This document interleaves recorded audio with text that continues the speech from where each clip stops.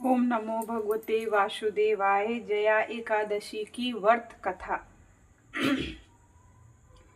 सर्व सिद्धि प्रदायक माघ मास के शुक्ल पक्ष की इस एकादशी का नाम जया एकादशी है। इसके व्रत में भगवान कृष्ण की केशव नाम से पूजा की जाती है। इस व्रत को करने वाले को भूत प्रेत पिशाच आदि निकृष्ट योनियों से जाने का भय नहीं रहता और अनेकों जन्म के पाप नष्ट होकर इस लोक और परलोक में सभी सुख प्राप्त होते हैं। धर्मराज युधिष्ठिर ने भगवान श्री कृष्ण से कहा, हे जनार्दन, आपने माघ मास के कृष्ण पक्ष की षटतिला एकादशी का अत्यंत सुंदर वर्णन किया।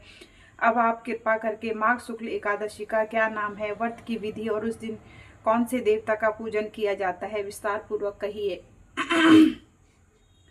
श्री कृष्ण भगवान बोले, हे पांडुपुत्र, इस एकादशी का नाम जया है। इसका व्रत करने से मनुष्य ब्रह्म हत्या पापों से छूटकर स्वर्ग को प्राप्त करता है। पिशाच आदि योनियों से भी मुक्ति मिल जाती है। अतएव सभी को यह व्रत विधि पूर्वक करना चाहिए। अब मैं तुमको पद्म पुराण की एक कथा सुनाता हूँ। देवराज इंद्र स्वर्ग में राज करते थे और अन्य सभी देवगण सुख पूर्वक स्वर्ग में रहते थे। एक समय इंद्र अपने नंदनवन में अप्सराओं के साथ क्रीड़ा कर रहे थे और गंधर्व गान गा रहे थे। उन गंधर्वों में प्रसिद्ध पुष्पदत्त तथा उनकी कन्या पुष्पावती और चित्रसेन तथा उसकी स्त्री मालिन भी थी। मलिन का पुत्र पुष्पवान और उसका पुत्र माल्यवान भी उपस्थित थे। उस समय पुष्पवती माल्यवान को देखकर मोहित हो गई और कामवाणों से चलायमान होने लगी। उसने रूप, सौंदर्य, हाव भाव आदि द्वारा माल्यवान को वश में कर लिया। पुष्पवती की सुंदरता को देखकर माल्यवान भी उस पर मोहित हो गया। वे दोनों कामदेव के वश में हो गए थे, परंतु इंद्र के बुलाने पर नृत्य और गायन के लिए आना ही पड़ा। उन्होंने अप्सराओं के साथ गाना शुरू किया, परंतु कामदेव के प्रभाव से उनका मन न लगा और अशुद्ध गायन करने लगे। उनकी भाव भी भंगिमाओं को देखकर इंद्र ने उनके प्रेम को समझ लिया और इसमें अपना अपमान समझकर उन दोनों को श्राप दे दिया कि तुम मृत्यु लोक में जाकर पिशाच का रूप धारण करो और अपने कर्मों का फल भोगो। इंद्र का श्राप सुनकर ये दोनों अत्यंत दुखी हुए और हिमाचल पर्वत पर पिशाच बनकर अपना जीवन व्यतीत करने लगे। रात दिन में उन्हें एक क्षण भी निद्रा नहीं आती थी। उस स्थान पर अत्यंत सर्दी थी, उनके दांत सर्दी से कटकटा रहे थे। एक दिन पिशाच ने अपनी स्त्री से कहा, न मालूम हमने पिछले जन्म में ऐसे कौन से पाप किए हैं जिससे हमें इतना दुखदायी एवं यह पिशाच योनि प्राप्त हुई है। देवयोग से एक दिन माघ मास के शुक्ल पक्ष की जया नाम की एकादशी आई। उस दिन उन दोनों ने कुछ भी भोजन नहीं किया और न कोई पाप कर्म ही किया। वे दोनों अत्यंत दुखी मन से पीपल के वृक्ष के नीचे बैठे रहे।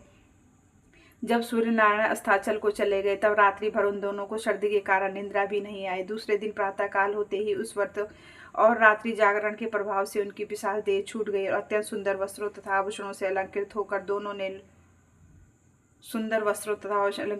ने स्वर्ग लोक को प्रस्थान किया। उस समय आकाश में देवगण तथा गंधर्व उनकी स्तुति तथा पुष्प वर्षा करने लगे। स्वर्ग में जाकर उन दोनों ने देवराज इंद्र को प्रणाम किया। इंद्र को इनको उनके प्रथम रूप में देखकर अत्यंत चकित होकर पूछा, तुमने अपनी पिशाच योनि से कैसे छुटकारा पाया, सब हाल बताओ।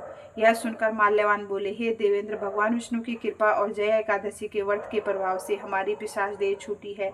तब इंद्र बोले, हे माल्यवान, भगवान की कृपा और एकादशी के व्रत करने से केवल तुम्हारी पिशाच योनि छूट गई है, वरन हम लोगों के भी वंदनीय हो गए हैं।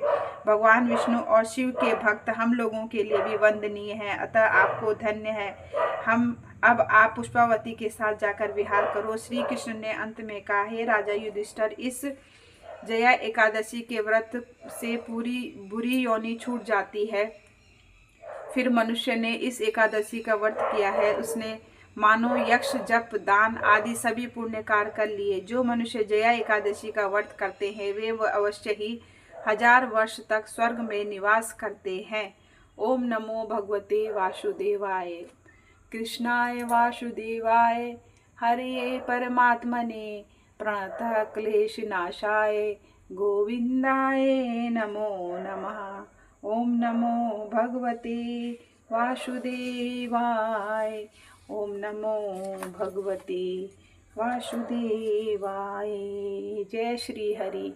श्रीमन्नारायण नारायण नारायण, भजमन नारायण नारायण नारायण, लक्ष्मी नारायण नारायण।